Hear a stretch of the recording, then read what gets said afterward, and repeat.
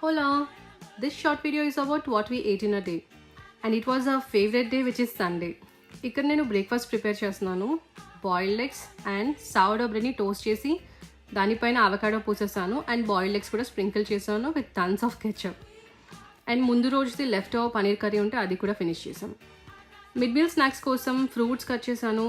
But fruits అంటే ఎవరికి interest ఉంటుందో చెప్పండి. ఇక్కడ చూడండి, మా పాపని 10 times పిలిస్తే కానీ రావట్లేదు తినడానికి. లంచ్ కోసం ప్రాన్స్ పులావ్ అయితే ట్రై చేసాము.